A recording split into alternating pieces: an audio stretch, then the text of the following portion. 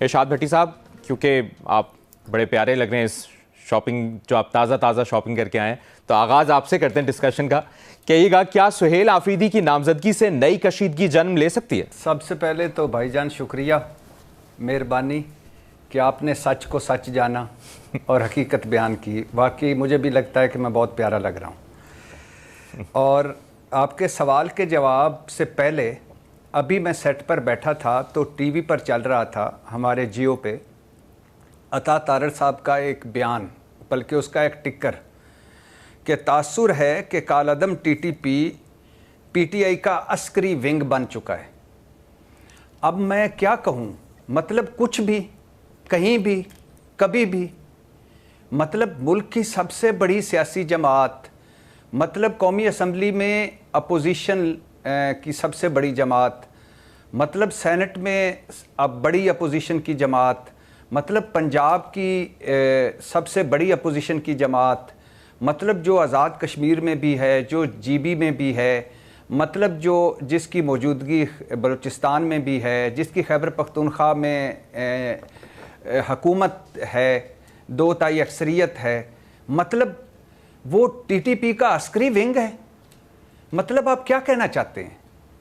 آپ اس ملک کو کس طرف لے جانا چاہتے ہیں؟ آپ اس ملک پر کتنے اور ظلم کریں گے؟ کتنوں کو اور آپ سیکیورٹی رسک بنائیں گے؟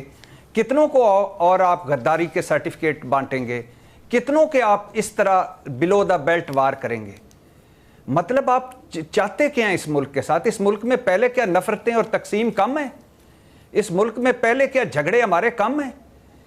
ہم بھی اختلاف کرتے ہیں، ہم بھی کہتے ہیں کہ اس وقت فوج کے ساتھ کھڑے ہونے کا وقت ہے، دہشت گردی کے خلاف لا اینڈ آرڈر کے اداروں کے ساتھ کھڑے ہونے کا وقت ہے، آخری دہشت گرد کے ٹھکانے تک جانے کا وقت ہے.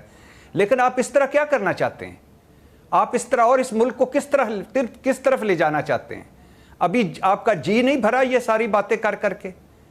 اور اگر آپ ایسا سمجھتے ہیں تو بین کر دیں، نکال دیں ان کو، آپ پابندی لگا دیں، آپ ان کی نمائندگی ختم کر دیں، پھر دیر کس بات کی ہے؟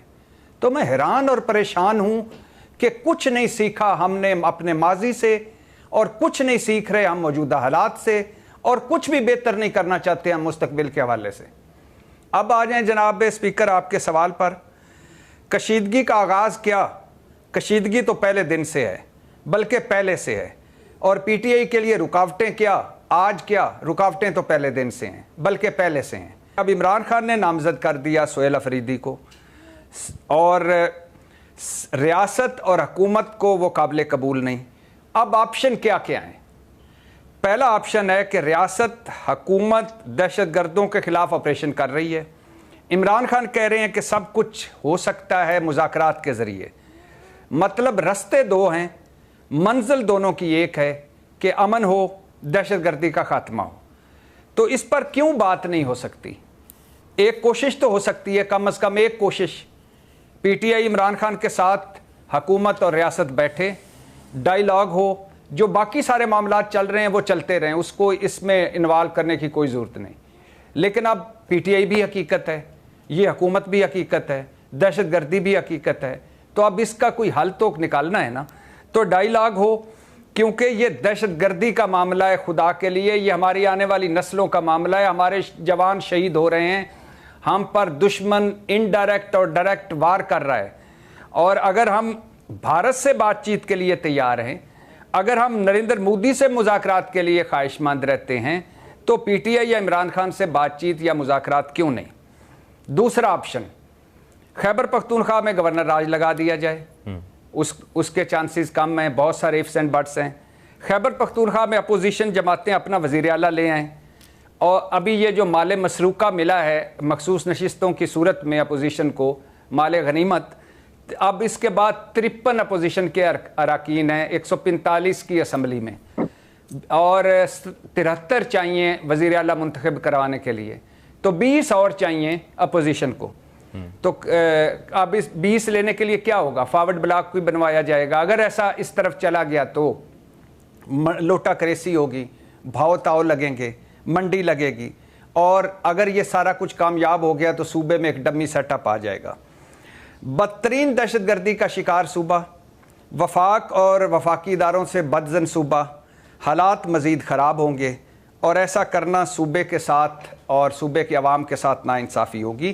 اور ہم یہ ذہنوں میں رہے کہ خراب معیشت، بھارت جیسا دشمن، افغانستان سرحد کے رولے، بلوچستان مسئلے، پہلے سے موجود نفرت اور تقسیم، اوپر سے دہشت گردی کی لہر، تو ہم مزید کیوں ایک فرنٹ کھولیں گے؟ نہیں کھولنا چاہیے۔